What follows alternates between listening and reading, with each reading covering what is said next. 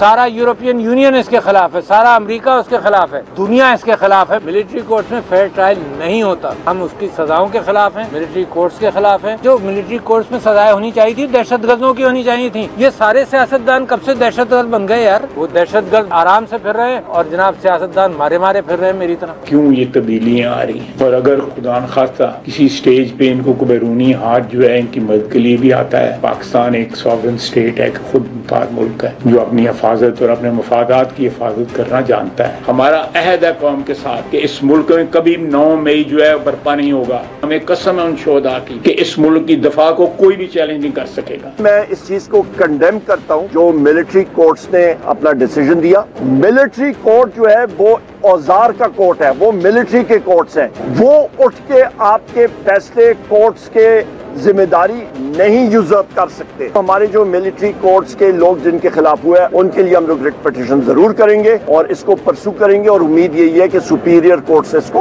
उड़ा देंगे। ये कैसे मुमकिन हो सकता है कि 9 मई में जिन लोगों को सजाएं हुई हैं वो तो कारकुन हैं, वो तो प्यादे थे। जो पीछे उनके मास्टर प्लानर था उनको कैसे माफी मिल सकती है? जो बड़े बड़े इनके गुनाह हैं जिनने नुकसान पाकिस्तान को पहुंचाया, तो उनके लिए तो मेरा ख्याल है कि कोई रायत कोई माफी अगर ये मांगेंगे तो वक्त जाया करेंगे। वेलकम टू न्यूज़ वाइज, मैं हूं आरिफा नूर। नाजरीन, प्रोग्राम में आज सबसे पहले हम बात करेंगे फौजी अदालतों की, मिलिट्री कोर्ट्स की।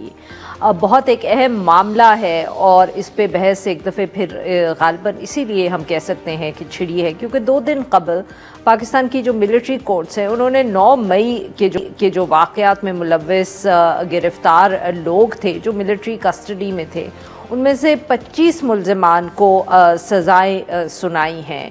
2 से 10 बरस तक की उनको कन्विक्शंस जो हैं वो हुई हैं। ISPR के मुताबिक ये जो 25 मुल्ज़िमान थे जिनको सज़ाएं सुनाई गई हैं, इनमें से 11 पर इल्ज़ाम था कि लाहौर के कोर कमांडर हाउस पे उन्होंने हमला किया, 2 GHQ इस्लामा रावलपिंडी, 2 मियांवाली एयरबेस और 1 फैसलाबाद में जो IFSI के दफ्तर पर तोड़ फोड़ हुई।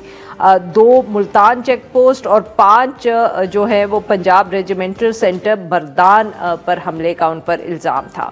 ISPR ने मगर अपने बयान में ये भी बताया कि सही मानों में इंसाफ या मुकम्मल इंसाफ तब होगा जब 9 मई के जो मास्टरमाइंड हैं और मंसूबा साज हैं उनको भी आईन और कानून के मुताबिक सज़ा मिलेगी।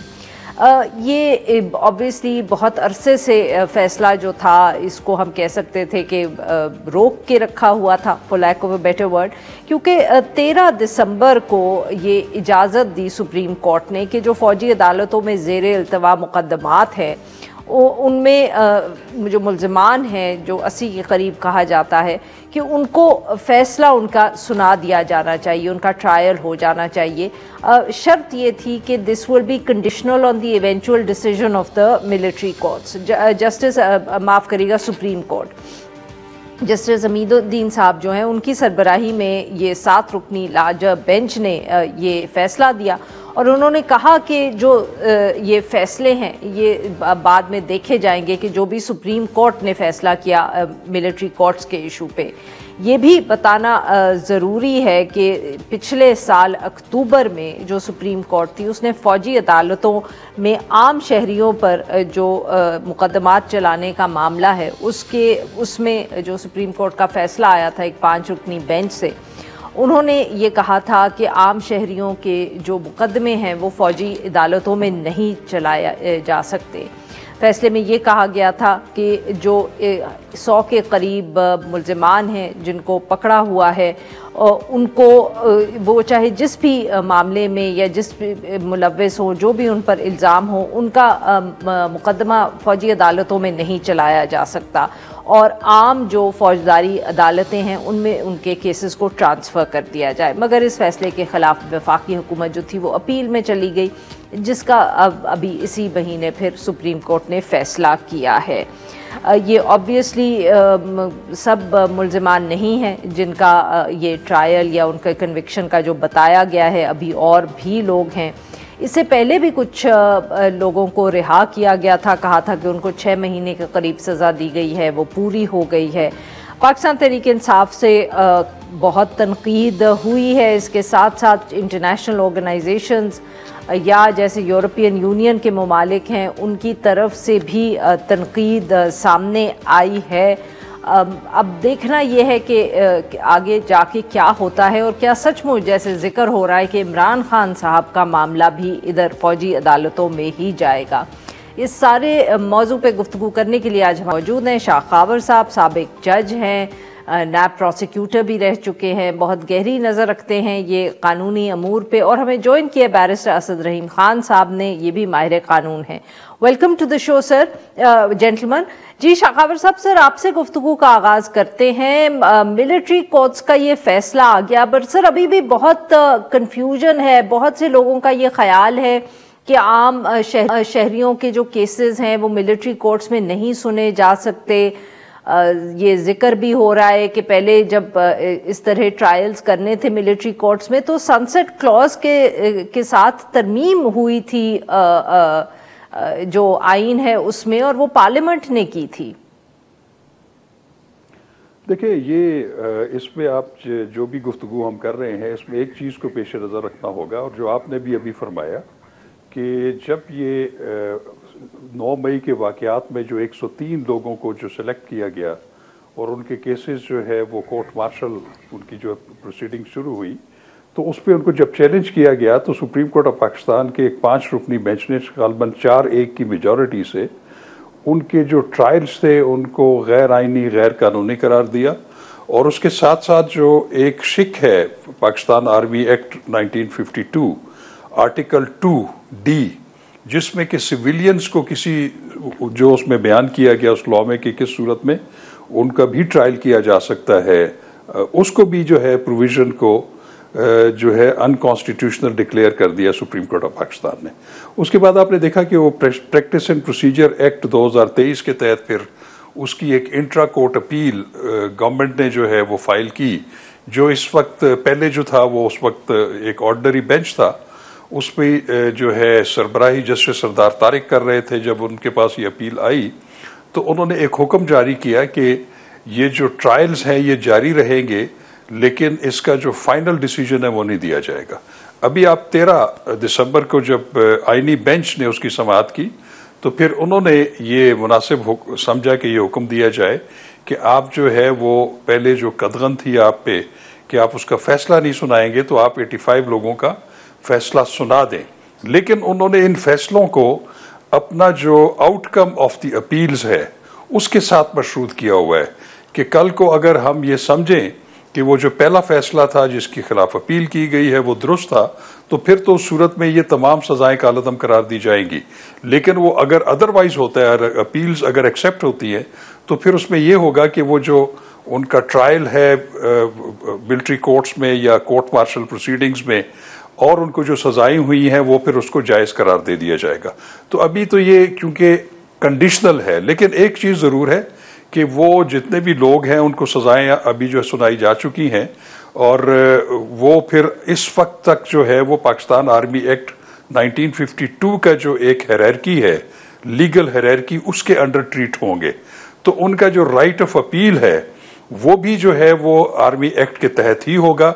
उसकी एक कोर्ट ऑफ अपील जो है वो शायद कॉन्स्टिट्यूट कर दी जाए या कर दी जाएगी, तो उसमें चूंकि फिर सुपीरियर कोर्ट जैसे हाई कोर्ट, सुप्रीम कोर्ट में as a matter of right उनको पास जो अपील का हक नहीं है, तो वो फिर उस सूरत में वो आर्मी की हायरार्की में ही जाएंगे, उनकी अपीलेट अथॉरिटी में। अगर उधर से भी अगर सजाएं जो है उसकी तौसीक हो जाती है तो फिर चीफ ऑफ आर्मी स्टाफ के पास जो है वो एक माफ़ी का इख्तियार होता है कि वो उस सज़ा को ख़त्म भी कर सकते हैं, उसमें तखफीफ भी कर सकते हैं, उसमें कमी भी कर सकते हैं। तो ये तो हायरार्की है पाकिस्तान आर्मी की, जिसका अभी ये जिन जिन लोगों को कन्विक्शंस और सेंटेंसेस हुई हैं ये उनको उसके प्रोसेस से गुजरना पड़ेगा। सही, बिल्कुल ठीक। जी बैरिस्टर असद रहीम खान साहब, सर आप इत्तफाक करेंगे शाह खावर साहब से, if I understood him correctly, तो वो गालबन ये कह रहे हैं कि राइट ऑफ अपील भी नहीं है इनके पास, ये जो लोग कन्विक्ट हुए हैं इन द सिविलियन कोर्ट्स। जी बहुत शुक्रिया आरफा साहिबा। जी शाह साहब दुरुस्त फरमा रहे हैं, यही क्रोनोलॉजी रही है और इसके साथ जो बात जुड़ी हुई है वो अक्टूबर 2023 का जो फैसला था उसमें जो कुछ वाज़े नुकात थे उन पर अफसोस से कहना होता है अभी तक कोई हतमी फैसला इंट्रा कोर्ट अपील के जरिए नहीं आया। तो दिसंबर 2023 में यही जो बेंच था सुप्रीम कोर्ट का, उसमें चलें कुछ जज साहिबान मुख्तलिफ थे, उन्होंने मिलिट्री कोर्ट्स की कार्रवाई आगे बढ़ने के लिए वो उनको गुंजाइश दे दी थी। तो अब दिसंबर 2023 और दिसंबर 2024 के बीच इतनी मुद्दत रही है, लेकिन इन अदालतों की जो आईनी हैसियत है उसके हवाले से कोई हतमी फैसला नहीं आ चुका।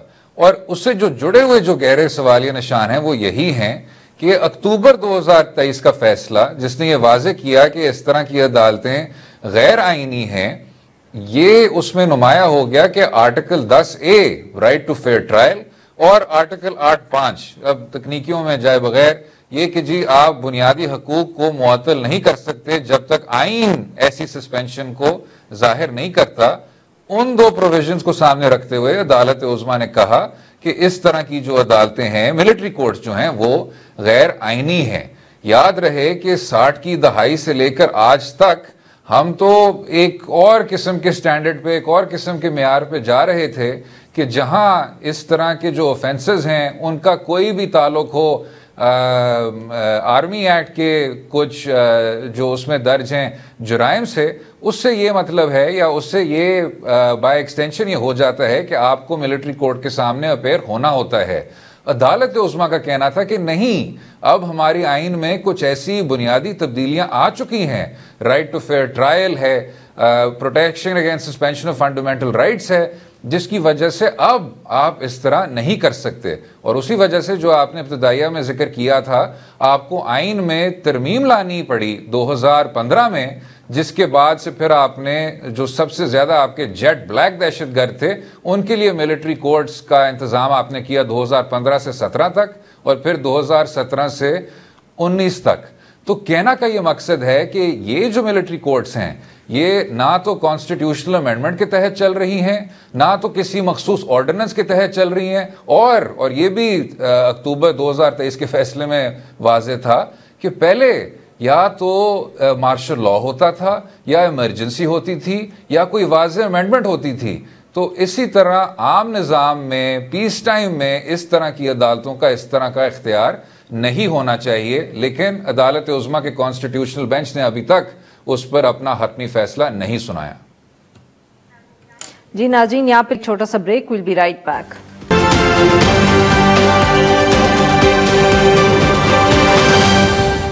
वेलकम बैक नाज़रीन, हम गुफ्तगू करें मिलिट्री कोर्ट्स के हवाले से और हमारे साथ मौजूद हैं शाह खावर साहब और बैरिस्टर असद रहीम खान साहब।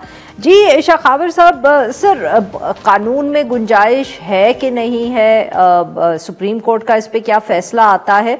पर सर एक तो इंटरनेशनली भी बहुत तनकीद हो रही है, दूसरा डोमेस्टिकली भी ये सवाल उठाए जा रहे हैं कि ये दरवाज़ा हमने जो खोल दिया, पाकिस्तान तहरीक इंसाफ की हुकूमत के दौरान भी कुछ लोगों के सिविलियंस के ट्रायल हुए मिलिट्री कोर्ट्स में, अब इतनी बड़ी तादाद में है, तो ये अगर इसी तरह मामला चलता रहा तो बहुत मुश्किल हो सकती है आने वाले दिनों में इस दरवाजे को दोबारा बंद करने में।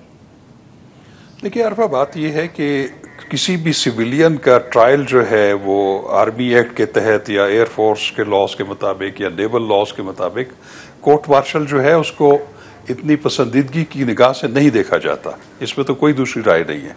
लेकिन अगर आप 9 मई के वाक़यात को देखें तो उसमें आपने देखा होगा कि जब ये सितंबर अक्टूबर 2023 में जब वो समाअत चल रही थी सुप्रीम कोर्ट ऑफ पाकिस्तान के एक बेंच के सामने, जिसमें ये ट्रायल जो है उनको चैलेंज किया गया था, उसमें मुझे याद है कि उस वक्त जो जनरल पाकिस्तान है उन्होंने कोर्ट को पूरा एक डिमॉन्स्ट्रेट करके दिया था कि ये जो 103 लोग हैं इनको क्यों अलग किया गया है और उनको सेलेक्ट किया गया है फॉर द मिलिट्री ट्रायल्स। उसकी वजह ये थी कि उनकी जो मौजूदगी थी, उन फुटेजेस में से भी उनके खिलाफ जो एविडेंसेस थी वो प्रैक्टिकली उन सेंसिटिव जगहों के ऊपर मौजूद थे और उधर सैबोटेज और जलाओ घेराव और सारी चीज़ें कर रहे थे। आपने देखा होगा कि उसके अलावा और भी सैकड़ों की तादाद में और लोग भी 9 मई के वाकयात में पकड़े गए थे। उनका जो है वो ट्रायल जो है एंटी टेररिज्म कोर्ट में हो रहा है।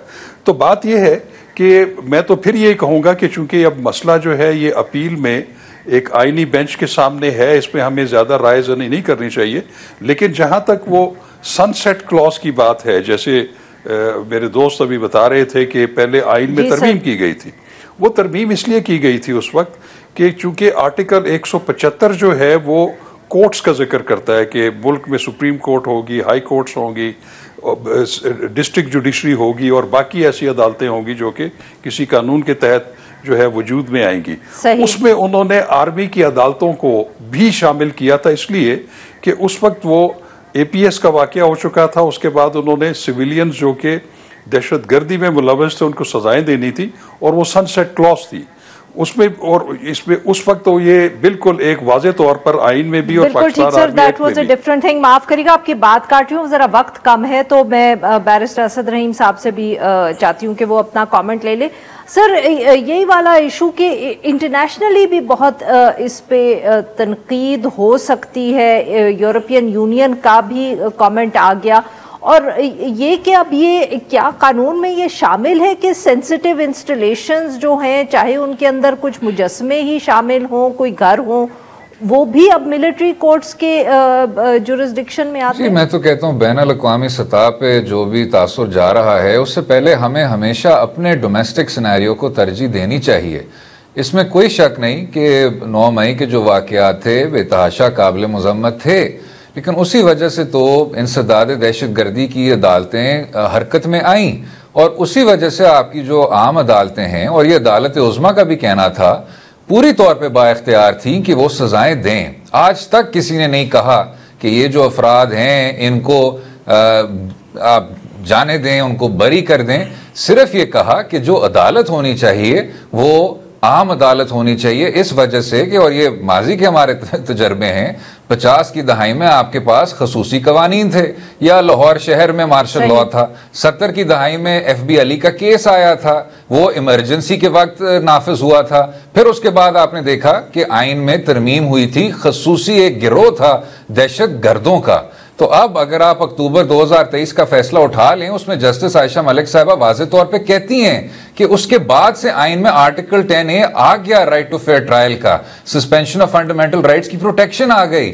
और अगर आप अपील भी फौज से बाद में फौज में ही रहेगी तो वो उस तरह की शफाफ और मुनसफाना अपील का जो हक है वो बरकरार नहीं रहेगा। उस वजह से आरफा साहिबा ये जो तमाम केस है ये एक और तरह की फुटिंग पे है। जी, वेरी क्विकली सर, एक सवाल आप दोनों से है। शाह साहब, आपसे शुरू करूंगी। ये भी सर तनकीद हो रही है कि बहुत से लोग थे जो इन FIRs में जिनका नाम था, उन्होंने प्रेस कॉन्फ्रेंस की, वो छोड़ दिए गए। Does that raise questions about this entire procedure? देखिए, इस तरह पिक एंड चूज तो बिल्कुल भी नहीं होनी चाहिए। आइन का आर्टिकल 4 जो है वो मसावी सलूक जो है, pick and choose, that's the issue. देखिए किसने किया? आपके पास चूंकि वक्त कम है, इसमें मैं बहुत सारी बात कर सकता हूँ। देखिए, आपने जो कहा ना कि ये एक मुजस्मा उठा के तोड़ के फेंक देना, ये कोई इतनी मामूली बात नहीं है। और मियाँ वाली में जो आपके वो जो एयरफोर्स के जो इवन मॉडल्स थे और उधर वहाँ पे अटैक हुआ, आप उसको ये नहीं कह सकते कि वो एक बिल्कुल ऑर्डिनरी जुर्म था। मैं आपको एक बात बिल्कुल अर्ज कर दूं कि ये इतने हजारों जिनके खिलाफ ये केसेस बने थे, उनमें से 103 को इसलिए किया गया कि वो डायरेक्टली वो सेंसिटिव जगह थी, वो मुकद्दस जगह थी जिसपे कि ऐसे जो है हुल्लड़बाजी और उस पर अटैक नहीं होना चाहिए था। इसी वजह से उस वक्त का जो आर्मी एक्ट, जो अभी तो चूंकि ये अभी जेर तजवीज़ है अपील, मैं कहता हूं कि उसमें गुंजाइश बिल्कुल मौजूद है कि कोई सिविलियन अगर इस तरह आर्मी की इंस्टॉलेशन सेंसिटिव जगहों पे जाके किसी एयरक्राफ्ट को, शिप को, आर्मी की यूनिट में जाके अटैक करता है, तो बिल्कुल वो पाकिस्तान आर्मी एक्ट के तहत सिविलियन का ट्रायल हो सकता है। और लेकिन अभी फाइनली ये जो आईनी बेंच है उसने देखना है ये। बिल्कुल ठीक। Same question to you barrister ji, इससे पहले भी क्योंकि अटॉर्नी जनरल साहब का जिक्र किया गया, अटॉर्नी जनरल साहब ने तो ही ये एश्योरेंस दी थी कि किसी एक शख्स को भी कोई तवील सजा नहीं होगी, और इस एश्योरेंस की बुनियाद पे अदालत उज़्मा ने फिर अपनी कार्रवाई बढ़ाई लेकिन हमने देखा कि ना सिर्फ सजा हुई, तवील सजाएं हुई, और ये भी एक बहुत बुनियादी सवालिया निशान है कि अगर आप इन तमाम अदालतों को इस तरह आगे बढ़ने दे रहे हैं तो ये भी कौन सी पाबंदी थी, क्या चीज आपको रोक रही है कि आप इस पे एक हतमी एक हैसियत का एक फैसला दे दें। साबिक चीफ जस्टिस काजी फैज ईसा साहब ने कहा कि वो ये केस सुनेंगे तब जब प्रैक्टिस एंड प्रोसीजर एक्ट पे फैसला हो जाए। हमने देखा प्रैक्टिस एंड प्रोसीजर एक्ट पे जब फैसला हो गया तब भी वो बेंच में शामिल नहीं हुए, लेकिन जो बेंच उन्होंने फिर फॉर्म किया उन्होंने इसी अक्टूबर 2023 का फैसला जो कि गैर आईनी हैसियत दे रहा था अस्करी अदालतों को, जिसने स्ट्राइक डाउन किया था, उस ऑर्डर को सस्पेंड कर दिया और फिर आगे बढ़ने दिया। जबकि जो अब उन्होंने इस्तीफा दे दिया, जस्टिस एजाजुल एहसन साहब का कहना था कि ये प्रैक्टिस एंड प्रोसीजर एक्ट की बुनियादी तौर पे खिलाफ वर्जी थी। तो कहने का ये मकसद है आरफा साहिबा, बेहतर होगा ये जो तमाम अभाम है इसको सेट असाइड कर दिया जाए, अदालत उज़्मा इस पर अब फैसला करे।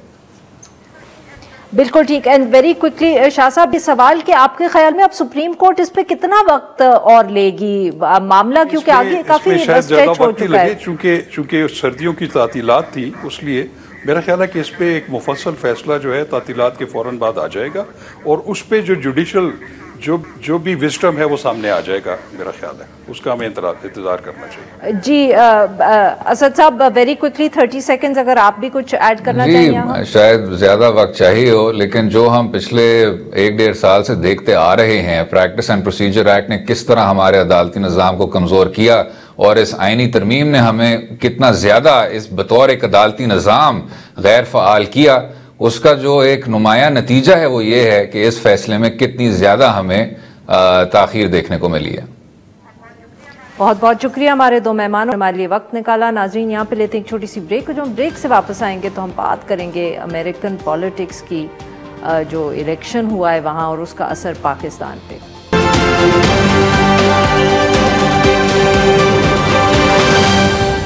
इस वक्त लॉबिंग ग्रुप्स काम कर रहे हैं। Richard Grenell is part of the outer circle of Trump. Special missions की वो एम्बिट एनलार्ज भी हो सकती है कि शायद किसी की रिहाई की बात भी कर सकता है, किसी भी उसका पोर्टफोलियो ओपन है। डायस्पोरा ने फंडिंग काफी की है इस दफा ट्रम्प के लिए। उसका क्विड प्रो को ये था कि आप जो है कैदी नंबर 804 के लिए आवाज उठाएं। वेलकम बैक नाज़रीन। प्रोग्राम के इस हिस्से में हम जिक्र करेंगे पाक अमरीका ताल्लुकात का। ऑब्वियसली अमेरिका में इलेक्शंस हो गए हैं 20 जनवरी में, अब कम ही दिन रह गए हैं जब एक नई एडमिनिस्ट्रेशन जो है डोनाल्ड ट्रंप साहब की वो अमेरिका का चार्ज हम कह सकते हैं संभालेगी, नई हुकूमत होगी। पाकिस्तान पे इसका क्या असर पड़ेगा, ये एक ऐसा सवाल है जो गालिबन हम पाकिस्तान में हमेशा ही पूछते हैं जब भी अमेरिका में इलेक्शन होते हैं। बहुत गहरे ताल्लुकात हैं पाकिस्तान के अमेरिका से, और अमेरिकन सियासत में जो कुछ हो रहा होता है उसका बहुत दफ़े माजी में हमने भी देखा कि असर पाकिस्तान में पड़ता है।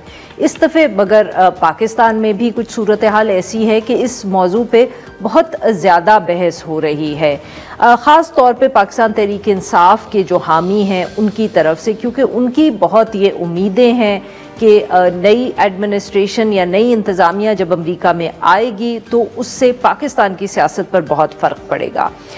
इसी दौरान जो अनाउंसमेंट्स हो रही हैं, सदर नॉमिनी जो हैं सदर के डोनाल्ड ट्रंप साहब, उनकी तरफ से कि उनकी काबीना में कौन से लोग होंगे, तो उनमें एक साहब जो है रिचर्ड ग्रेनेल, उनको खसूसी मिशंस का सदारती एलची जो है वो मुकर्रर किया जा रहा है। कहा तो यही था कि कुछ इसमें इस तरह के मिशंस होंगे जैसे कि नॉर्थ कोरिया का, और इनकी ऐसे मौज़ूआत या ऐसे ममालिक पर रिचर्ड ग्रेनेल जो है वो काम करेंगे।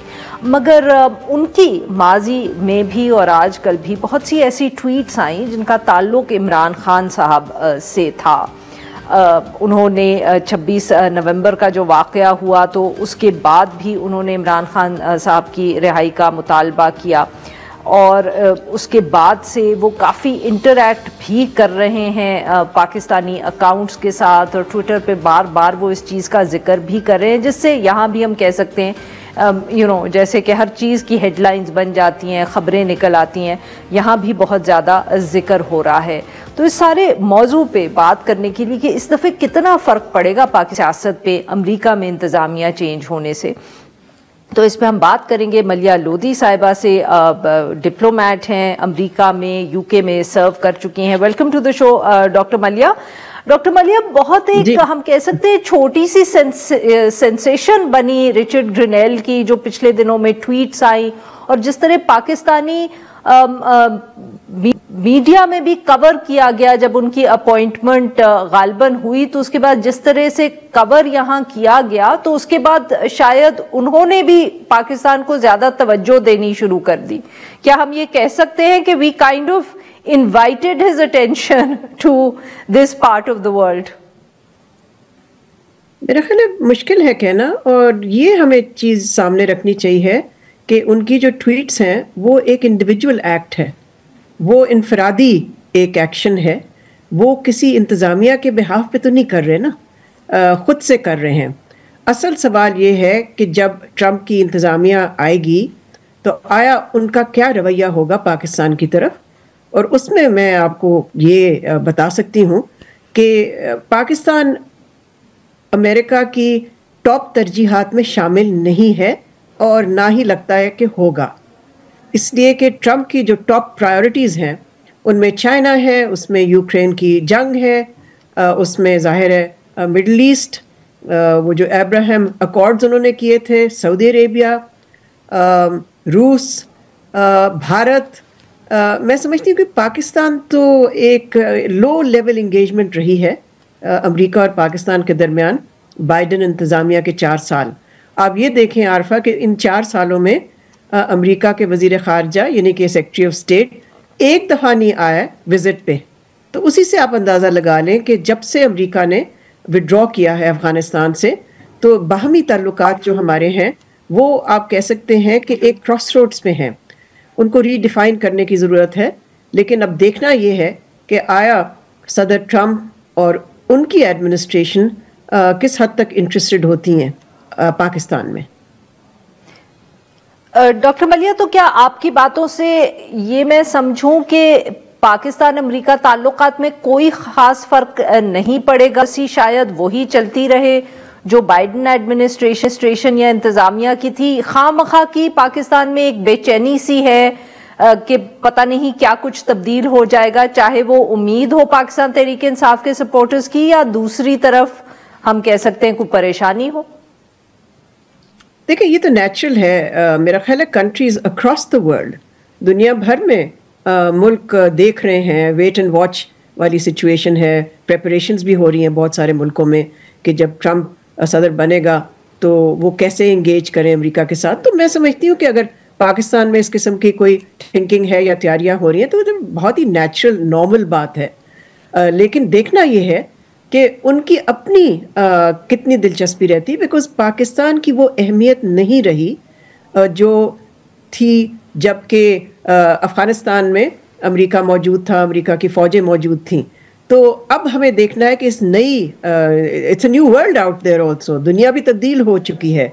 तो इस नई दुनिया में क्या पाकिस्तान और अमेरिका के दरमियान ताल्लुकात जो हैं, री एंगेजमेंट जो हैं, वो किसी सब्सटेंस की तरफ जाते हैं या एक लो लेवल इंगेजमेंट रहती है? ये ना भूलें कि हमारे खित्ते में अमेरिका का जो पार्टनर ऑफ चॉइस है वो है भारत, पाकिस्तान नहीं है।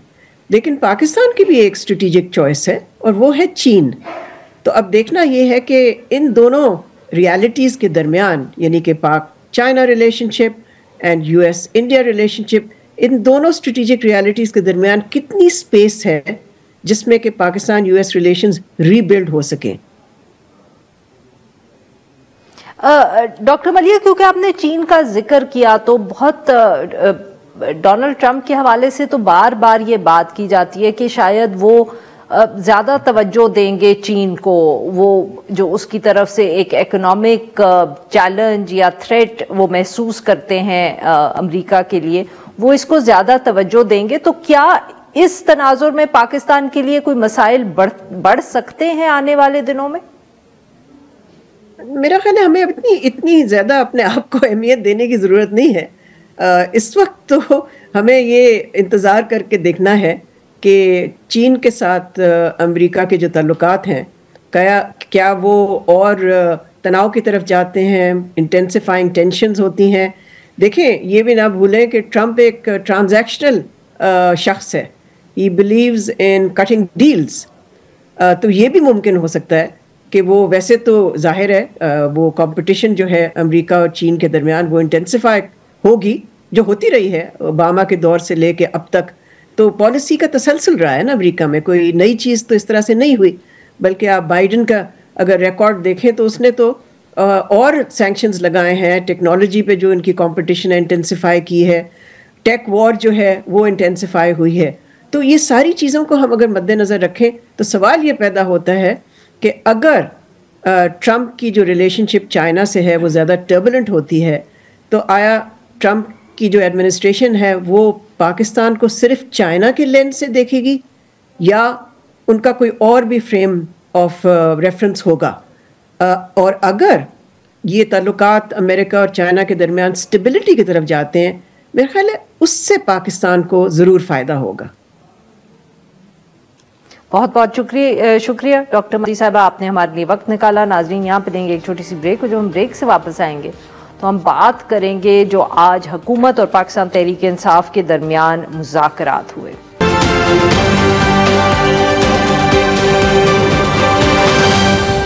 मज़बूत तरीके से आज की गुफ्तगू की, माहौल बहुत अच्छा था और मुझे उम्मीद नजर आती है सियासी बेहतरी भी आएगी, जमहूरियत भी मुस्तहकम होगी। बेशक जरूर एक एक कदम आगे बढ़ने की बात हो रही है। हमने भी मुतालबा किया है कि इमरान खान के साथ हमारा राबिता इस्तेमाल किया जाए, उनके साथ हमारी मीटिंग हो, तो जनवरी को इंशाल्लाह मीटिंग होगी। रिहाई जो हमारे असीर रहनुमा और सियासी कैदियों की रिहाई, हमारी जो सीनियर जो जुडिशल कमीशन ओपन हार्ट भी बैठे हैं, हम भी बैठे हैं, कोई यहाँ पे कंडीशन नहीं है कि ये बात हो सकती, ये नहीं हो सकती। जो बात वो करना चाहे वो बात करें। कामयाबी के कितने इम्कान आप देख रहे हैं? 100% चांसेस। वेलकम बैक नाज़रीन। प्रोग्राम के इस हिस्से में हम जिक्र करेंगे पाकिस्तान तहरीक इंसाफ और हुकूमत के दरमियान जो बिला आखिर आज मुज़ाकरात शुरू हुए हैं। बहुत अरसे से ये गुफ्तगू हो रही थी, कभी हुकूमत कहती थी कि बात करते हैं तो पाकिस्तान तहरीक इंसाफ नहीं मानती थी, कभी पाकिस्तान तहरीक इंसाफ कमेटी बनाती थी तो हुकूमत के रवैये से नहीं लगता था कि वो बात करने को तैयार है।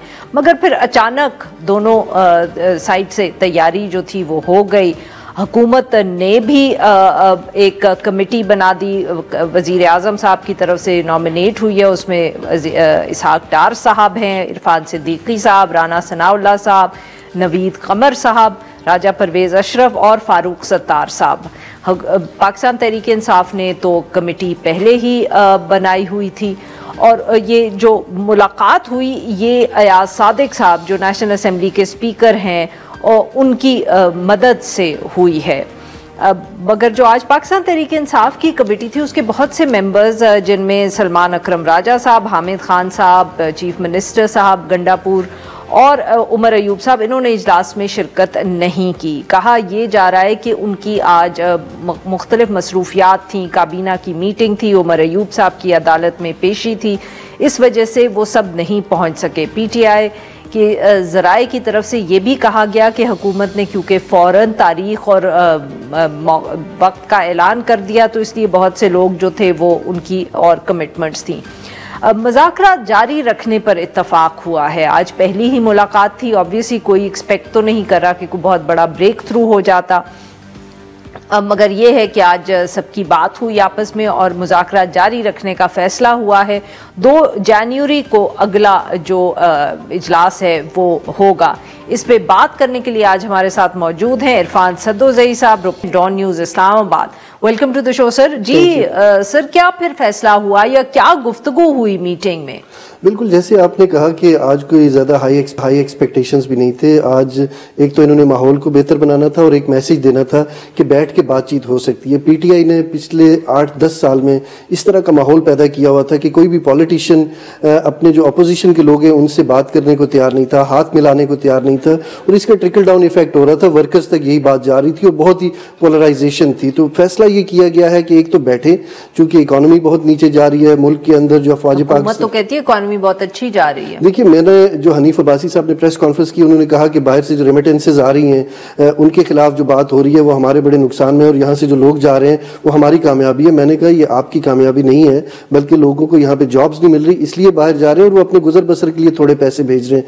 आज जो बुनियादी तौर पर मुझे ये लगा कि अफवाज पाकिस्तान के ऊपर जिस तरह की सोशल मीडिया के ऊपर कैंपेन चल रही है, आज उसके ऊपर भी इन्होंने बातचीत की है। इन्होंने पब्लिकली बताया तो नहीं है मीडिया को, इन कैमरा इजलास था, लेकिन बिटवीन द लाइंस 2 लाइनें थी कि अफवाज पाकिस्तान के जो शोहदा हैं उनके लिए फातह ख्वानी की गई और जो उनका जो किरदार रहा है, जो दहशतगर्दी की जंग है, उसमें ये इस बात के ऊपर इस अज़्म का इजहार किया गया है कि हम उनके शाना बिशाना खड़े रहेंगे। लेकिन आप इसका अगर पस मंजर देखें तो जो भी बलोचिस्तान में या केपी में या जहाँ कहीं भी शहादतें हुई हैं सोशल मीडिया के ऊपर काफ़ी तनकीद हुई है, उनको ऑन नहीं किया गया और ख़ास करके ये इल्ज़ाम लगाया गया मुबैना तौर पर कि पाकिस्तान तहरीक इंसाफ के जो सोशल मीडिया पे कारकुन है वो कैंपेन चला रहे हैं। और हनीफ अब्बासी साहब ने गुज़श्ता दिनों प्रेस कॉन्फ्रेंस में ये कहा कि कैलिफोर्निया तो प्लान भी है। हुकूमत का मौक़िफ़ है ना, पाकिस्तान तहरीक इंसाफ का क्या मौक़िफ़ रहा है? पाकिस्तान तहरीक इंसाफ मुझे लग रहा था कि उन्होंने भी काफ़ी लचक का मुजाहरा किया है और वो भी चाह रहे हैं कि बातचीत हो, क्योंकि जिस तरह से 26 नवंबर को जो वो तो बात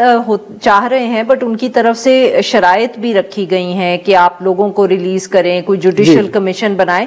क्या वो चीजें आज डिस्कस हुई? क्या हुकूमत ने कोई इसके ऊपर अपना मौक़िफ़ दिया है? क्योंकि अभी तक हमें ये नहीं मालूम कि हुकूमत इन डिमांड्स को या इन शराइत को कैसे देख रही है। देखिए 3 ही डिमांड्स हैं उनकी। एक तो इलेक्शंस को लेके शफाफ उसकी इंक्वायरी होनी चाहिए, इमरान खान की रिहाई की बात वो करते हैं। तीसरा जो उनके पॉलिटिकल वर्कर्स जो इस टाइम कैद हैं उनकी रिहाई। लेकिन आपको पता है कि अपोजिशन जब भी बार्गेन करनी होती है वो अपनी जो डिमांड्स हैं बहुत हाई रखते हैं और फिर कहीं ना कहीं बीच में सेटल डाउन हो जाता है। आज उन्होंने खदोख्वाल ज़रूर बयान किए, उन्होंने कहा कि हमारी ये डिमांड्स हैं। लेकिन आज मैंने ये फील किया है कि राना सनाउल्लाह से जब मेरी बात हुई या बाकी इरफान सिद्दीकी साहब से, तो उन्होंने कहा कि माजी में भी हम एक दूसरे के खिलाफ बहुत बातें करते रहे। तो इसका मतलब ये था कि एक्सेप्टेबिलिटी ज़्यादा बड़ी है हुकूमत की तरफ से और हुकूमत उनकी बात सुनने को भी तैयार है और किसी स्टेज के ऊपर जाके बात मानने को भी तैयार है। और इसके असरात जब हम देखेंगे कि अदालतों में जो केसेस बानी पीटीआई के ऊपर हैं या बुशरा बीबी के ऊपर हैं या बाकी जो पाकिस्तान तहरीक इंसाफ के जो रहनुमा हैं या कारकुन हैं, तो अगर उनको वहाँ से रिलीफ मिलता है तो इसका मतलब है कि कहीं ना कहीं ये मुज़ाकरात कामयाब होने जा रहे हैं। तो अभी ये आज की जो नशिस्त थी इसमें बुनियादी तौर पर एक जेस्चर दिया गया है कि दोनों पार्टीज बैठी हैं और हुकूमत की जानिब से सारी पार्टीज, पीपल्स पार्टी हुकूमत के ऊपर तनकीद करती रही है लेकिन वो भी इस बात के ऊपर ऑन बोर्ड थी। MQM थी, इसके अलावा अलीम खान मौजूद थे, सारी नुमाइंदगी मौजूद थी और सारे लोग इसके ऊपर मुत्तफिक थे। यूँ लग रहा था कि एक नेशनल गवर्नमेंट बनी हुई है अंदर। तो अब ऑप्शन कोई बचा नहीं है, ना ही तहरीक इंसाफ के पास ना ही गवर्नमेंट के पास। तहरीक इंसाफ ने बहुत टफ टाइम दिया रोड्स के ऊपर भी और पार्लियामेंट के अंदर भी, और हुकूमत की आपको मालूम है कि वो भी बहुत ज्यादा मजबूत विकेट के ऊपर नहीं चल रहे, तो उनको भी कहीं ना कहीं इनको इंगेज करना पड़ेगा। PM ने विजिट्स करने हैं और बाहर अगर मकबूलियत नहीं होगी तो ये भी इनके लिए एक बहुत बड़ा चैलेंज है। बहुत बहुत शुक्रिया, आपने हमारे लिए वक्त निकाला। नाज़रीन आज के ना ही, will be back tomorrow at the same time.